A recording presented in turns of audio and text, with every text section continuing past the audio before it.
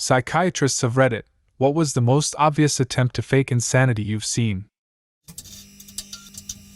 A resident's face fell quite dramatically when I informed them the attention in ADHD doesn't mean you like attention. As someone with ADHD, always fun when people think that. I was diagnosed with ADD in 1993 or so, and I have never heard this. I need to get out more. You are probably just not paying attention. Had a mother come in and insist that her child had Silver-Russell syndrome. You can go read on it. It's not that easy to fake, as it's a bunch of metabolic conditions mixed with congenital abnormalities. The kid was small, but not that small, around 6th percentile. He didn't weigh much, 5th percentile. All of this, with a right arm length 2 centimeters more than the left side, were borderline criteria for Silver-Russell. Did genetic testing, which came back negative, but 30% of cases are negative. So the deciding factor was one of the soft criteria of hypoglycemia. Once she heard about this, she printed out 30 to 40 articles on the disease. She came back with the kid in a coma. But when the kid was in the hospital, he was never hypoglycemic. He went home and came back in a coma a few weeks later. Again, as soon as he was eating normally at the hospital, he was never hypoglycemic.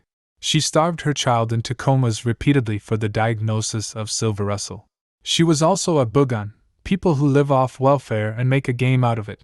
By the way, she was in a wheelchair when at the hospital. Once I had enough of her bullshit and walked into the room after only knocking once. She was walking around normally and jumped into the wheelchair as soon as she saw me. I believe it was for money, since in Canada, Quebec, you get money when your child has a genetic disability. God, if it was legal, I would have slapped some sense into that bitch. Not a psychiatrist, but a secretary for a PYSCH ward at a VA hospital as a college student, who was also trained to be part of the takedown team, i.e., when a patient gets unruly and non-compliant, we're sent in to safely get them restrained. One day I came into work expecting it to be a normal day. I immediately hear the code over the comm system for the takedown team to come to room 3. Room 3 is the intake room and where all new patients are seen. We arrive in the room to assess the situation, and there are feces spread on the walls, and a man rubbing it all over his chest, completely naked. We manage to get him restrained without too much hassle, and we are all covered in feces at this point due to him fighting us at first. We get done and him restrained, and the doctor on the team asks him, "Why did you feel the need to rub feces all over?" His response, "I'm homeless, the US government won't take care of me, and I want food and a place to stay. The shelters are full, and I knew that I could get at least 72 hours of warmth and food by acting crazy." We gave the man a full 2-week treatment stay instead, and had the VA and DAV come in to get him housing. Literally one of the best patients I've dealt with while working there from that point forward. Even helping to calm other vets down on the floor before we had to do a takedown. It's absolutely atrocious that these veterans feel the only way they can get the help they need is to do something this extreme. Last I heard, the guy was doing much better. DAV helped him get a job doing cleanup at construction sites and an apartment of his own. Forgot to add, the doctor could tell this man wasn't likely to be insane. All of his answers to questions and tests came back normal. That's when he went to rubbing feces all over, because he knew without something extreme we'd have to release him. I'm glad he didn't just immediately start with the feces. Psychologist, not psychiatrist, but I used to work at the VA as a trauma psychologist. My job had nothing to do with whether people got service connected. That was an entirely different process. That said, a small minority of people thought if they could trick me into dexing them with PTSD, they would be rolling in dough. They would not have been. The most blatant version of this was someone who had clearly found the DSM criteria online and tried to parrot it back to me without knowing at all what the symptoms meant. At one point this person told me they have hypervigilance. When I asked them to give me an example, they looked like a deer in the headlights. I want to stress how small a minority of people this was. Most people I worked with, one, really did have PTSD, two, were extremely distressed by it and had it affecting their lives immensely, and three, wouldn't actually file for service connection because they didn't think they deserved it.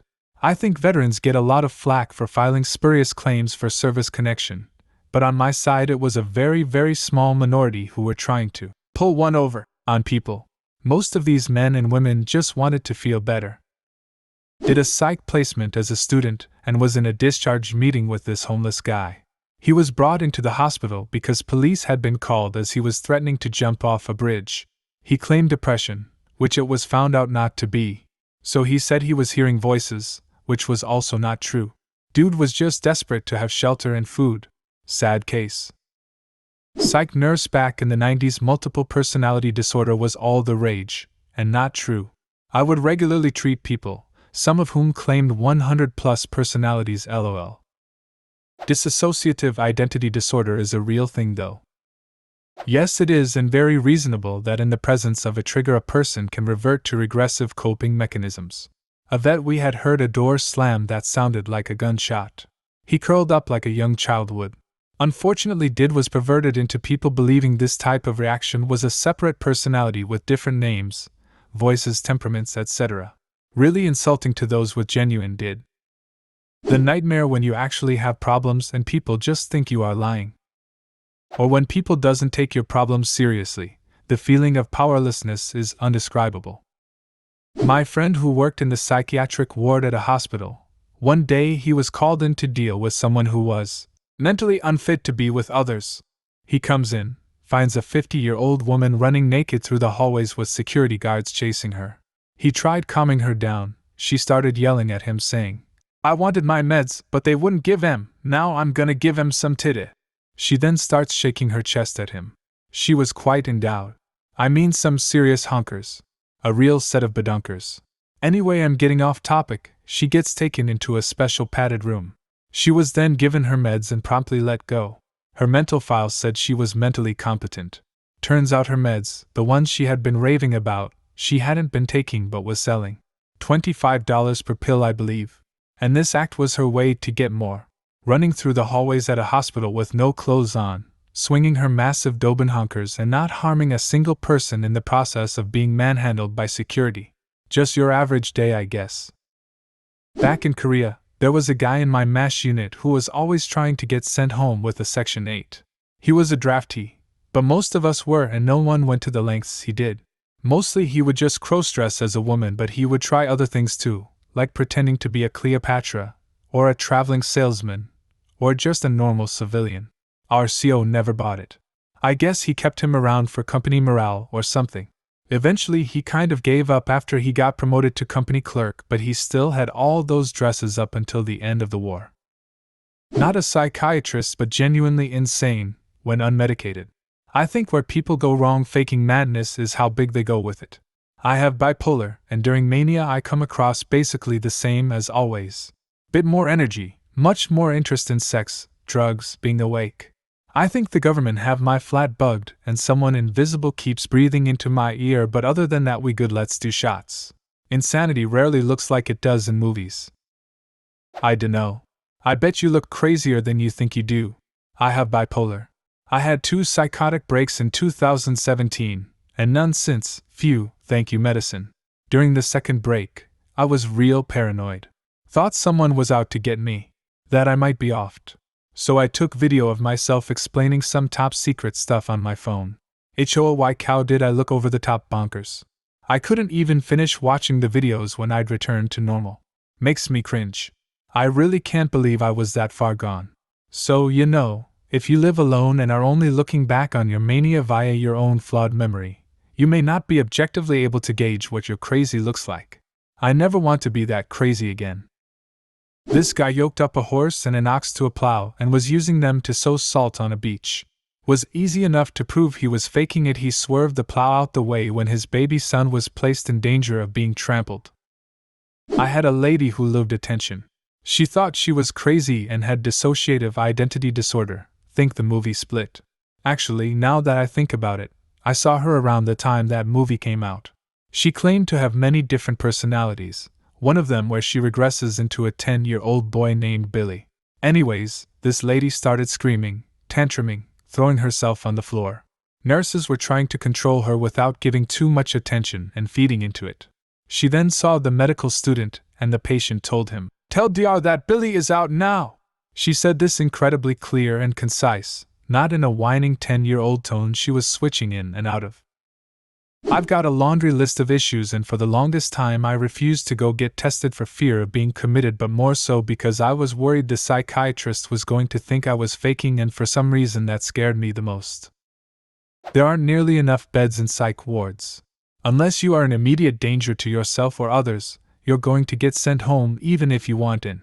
And committing someone against their will is extremely difficult. Usually requires a judge to sign off on it.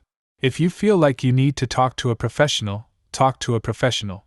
Even if you are faking it, which I very much doubt, they may be able to help you figure out why you feel like you need to fake it. I worked as an on-call crisis worker in a community hospital, responding mostly to ER calls. A chronic patient with a borderline personality disorder diagnosis presented with behavior that did not warrant an inpatient hospitalization, despite wanting it. When I was getting his discharge instructions together, he left the exam room he was in and found a cleaning cart and sipped some cleaning solution. I walked into the room and I could smell it, and asked what the smell was, and he very nonchalantly pointed to the cart and said he didn't know what it was. He drank something off the cart.